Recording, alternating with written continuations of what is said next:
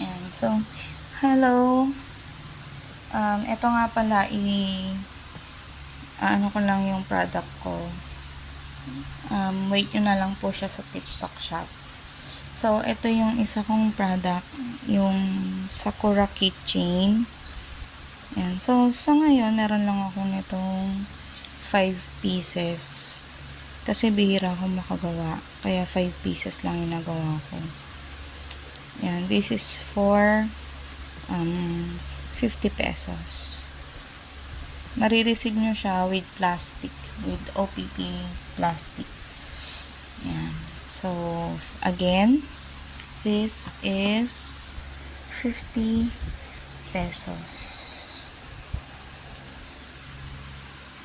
50 pesos. Then, this one naman is yung pouch. Ayan. Ito naman, pouch na to. Pouch siya lang. Siyempre, pouch nga pouch. Ayan, tapos tahi siya sa loob. Yung dalawa kasi unang nagawa ko is dinikit ko lang siya ng glue. Pero, makapit naman yun. Ito lang kasi may nakita akong tutorial na tinahi niya. So, ayan. Ito yung earpod ko.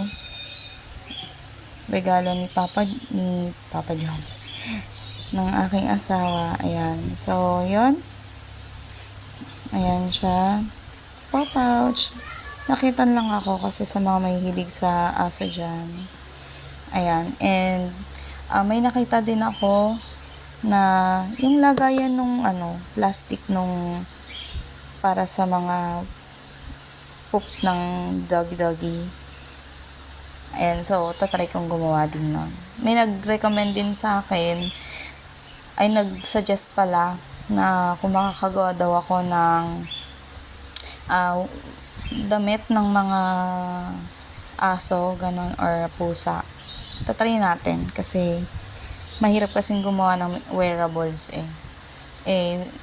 time consuming yon. So, mahirap po talaga mag-crochet, lalo na yung mga wearables kasi magkamali ka lang ng isang bilang, basta isang bilang lang, ganun, uulit ka talaga. Yun. So, titingnan po natin. Sa ngayon, ito muna, pouch and yung keychain. So, kung may naghahanap naman sa inyo ng bag, sa ngayon, hindi muna po ako masyadong nag-take ng order kasi hindi pa kaya ng time ko talaga dahil may alaga pa po akong bata. Yun, maliit na bata.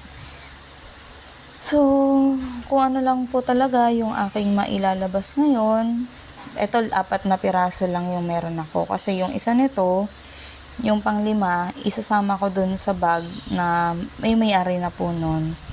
So, bebenta ko lang yon for 250 pesos. Kasi kakilala ko naman siya.